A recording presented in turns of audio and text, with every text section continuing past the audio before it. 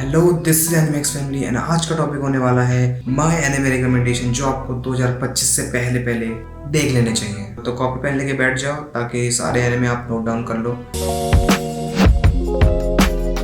सो list में सबसे पहला एनिमे है किंगडम। तो किंगडम एनिमे स्टार्ट होता है एक चाइनीज हिस्ट्री से, जहाँ पे चाइना एक टाइम पे चाइना नाउ के 7 नेशन में बटा हुआ था, जिनमें 2 दोस्तों की स्टोरी में दिखाई गई है जो एक बहुत बड़ा सपना देखते हैं अपने देश के लिए ग्रेटेस्ट जनरल बनने का। बट स्टोरी के स्टार्टिंग में ही हम देखते हैं कि कुछ हादसा हो जाता है और एक फ्रेंड की जान चले जाती है, और जिसकी वजह से जो दूसरा फ्रेंड होता है वो उसकी विल के साथ अपने ड्रीम को पूरा करने निकल जाता है। और उसके बाद एनिमे में हम देखते हैं कि कैसे उसकी कैरेक्टर डेवलपमेंट होती है, कैसे उनकी ग्रोथ होती है, कैसे वो 1000 लोगों का कमांडर बनता है, फिर 2000 लोगों का कमांडर बनता है, धीरे धीरे कैसे वो अपनी रैंकिंग इम्प्रूव करता है। That is the whole story. और मैं सजेस्ट करूंगा कि भाई इस एनिमे को देखो, क्योंकि मेरी पर्सनल रिकमेंडेशन रहेगी और मैं करंटली इस एनिमे को ही देख रहा हूँ, जिसके 5 सीजन कंप्लीट आ चुके हैं और आज 31 सितंबर है और कल ही इसका 5वां एपिसोड आने वाला है 6 सीजन का। सो आगे बढ़ते हैं। So number 2 on the list is mob psycho.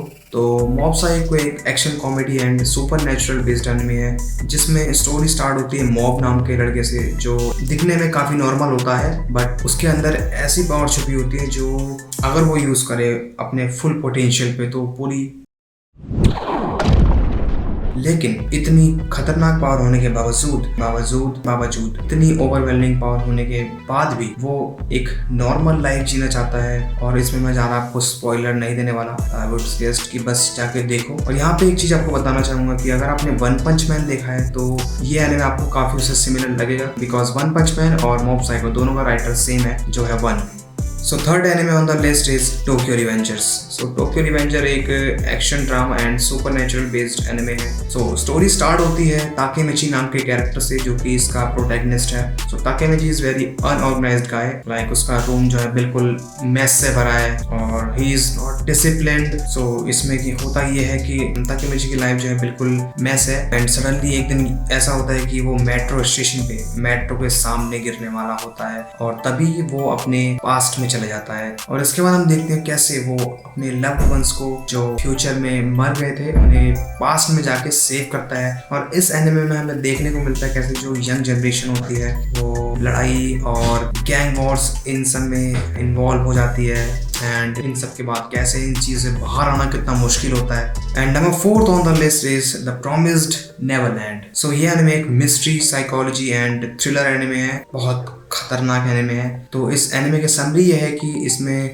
Group of children होते हैं जो एक ऑर्फनेज में होते हैं। इनिशियली उन्हें ऐसा लग रहा होता है वो एक हेवन में है, क्योंकि वहाँ पे सारी चीज़ें उन्हें अवेलेबल होती हैं, अच्छा खाना, अच्छी पढ़ाई, अच्छी नींद। और ये सारे जो बच्चे होते हैं दे आर लाइक एवरेज बच्चों से ज़्यादा इनका IQ होता है, और जिनमें कुछ सिलेक्टेड बच्चे होते हैं जिनका IQ लेवल काफ़ी ज़्यादा हाई होता है। तो वो बच्चे होते हैं जिन्हें पता चलता है कि जहाँ पे हम रह रहे हैं ये एक हेवन नहीं है, ये बहुत डेंजरस जगह है। जिसके बाद वो अपने ग्रुप के साथ प्लान बनाते हैं कि कैसे उस ऑर्फनेज से एस्केप करना है और बाहर निकलना है। यही पे असली स्टोरी आती है, जिस तरह से वो भागते हैं। अगर आपको थोड़ा दिमाग लगाने वाले एनिमे अच्छे लगते हैं तो मैं कहूँगा कि भाई सबसे पहले इसे देखो, कोई एनिमे मत देखो, सबसे पहले इसे देखो। And number 5 on the list is Erased. So Erased anime based है mystery, psychology and supernatural. So story start होती है सातोरू नाम के लड़के से, जो एक मांगा आर्टिस्ट बनना चाहता है और उसके लिए बहुत मेहनत करना होता है। बट एक दिन उसके साथ एक ट्रेजेडी हो जाती है जो वो नहीं चाहता था कि कभी हो, और उसके बाद उसे एक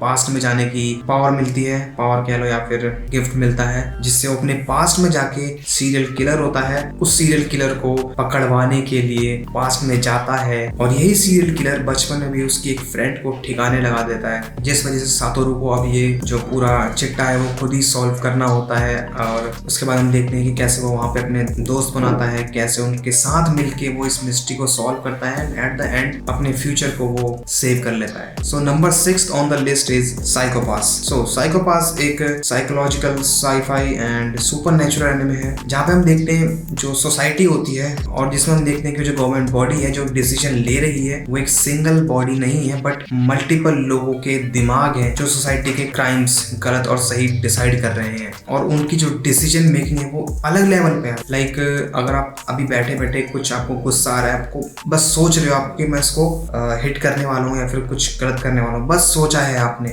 एक्ट नहीं किया है, तो वो जो गवर्नमेंट बॉडी है वहाँ से पुलिस वगैरह को भिजवाएगी और आपको अरेस्ट करवा देगी। सो इस लेवल पर गवर्नमेंट अथॉरिटी पुलिस या फिर एजेंट से काम करवा रही होती है। वहीं पे एक एजेंट जिसका नाम आकाने होता है, she is a girl, deep thinker होती है, या फिर she has her own mentality की क्या सही है क्या गलत है। वो सोचती है कि क्या हमारा सिस्टम एक्चुअल में सही है जिसे हम इतना प्रोटेक्ट कर रहे हैं, जिसको हम फॉलो कर रहे हैं ब्लाइंडली। तो इस पूरे एनिमे में हमें आकाने की स्टोरी दिखाई है कैसे वो अकेली लड़की इस सिस्टम से लड़ती है, और अल्टीमेटली नहीं बताऊंगा, स्पॉइलर नहीं दूंगा, अल्टीमेटली क्या होने वाला है, क्या होता है, आपको देखना पड़ेगा। So number 7th anime on the list is Hunter x Hunter. तो एनिमे स्टार्ट होता है गॉन नाम के लड़के से, जिसका फादर एक लेजेंडरी हंटर होता है, और उसकी जर्नी स्टार्ट होती है जब वो अपने पापा को ढूंढने के लिए निकल जाता है एक एडवेंचर पे। फिर उसके बाद धीरे धीरे उसे पता चलता है कि कैसे जिन हंटर्स को सोचता था कि बहुत कूल होंगे, बहुत अच्छे होंगे, बट ही फाइनली रियलाइज की सारे हंटर सेम नहीं है, और जितना ये हंटर वर्ल्ड ब्यूटीफुल है उतना ही ब्रूटल भी है। एंड फाइनली मैं इतना ही कहूंगा कि बहुत